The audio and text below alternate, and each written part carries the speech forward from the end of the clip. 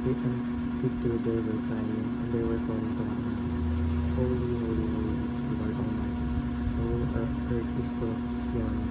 At the sound of their voices, the doorposts and the thresholds shook, and the temple was filled with His glory.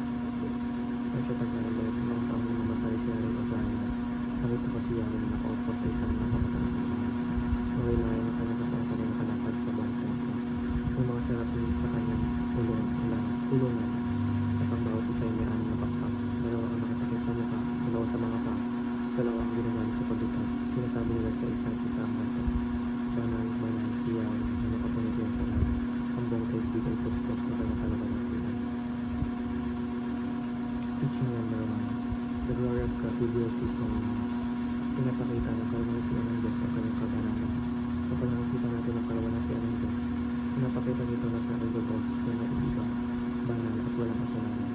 Kabanalan ng Diyos ay hindi lang basta katangian, hindi ang kabuuan ng kanyang pagkatao.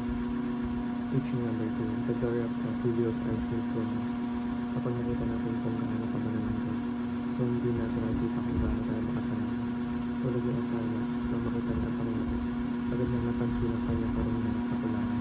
Ang kalawalatian ng Diyos ay parang liwanag na naglalagtag ng ating kasalanan. Teaching number 3. The glory of God reveals our mission. Hindi lang natatapos sa pagkilala sa pangalan ng Jesus sa ating pagiging makasalanan. Sa uli, pinapakita rin ng Diyos ang ating pagpuli. Ang mahawakan ng labi ng Ozias at siya ay nalinis. Tinawag siya ng Diyos upang magsalita sa mga tao. Meron din tayo, kapag nangangalasan din natin ang paglilinis sa tao ng Diyos.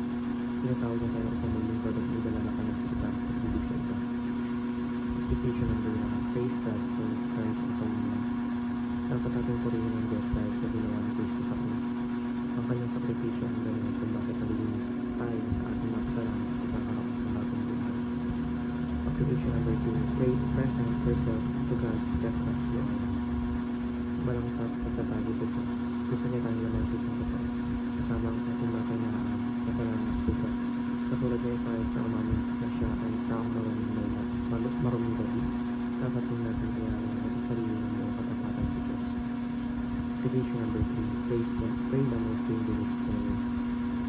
Ito yung panalangin na sinabi ni Ozias. Narito ako, Panginoon, isugo mo ako.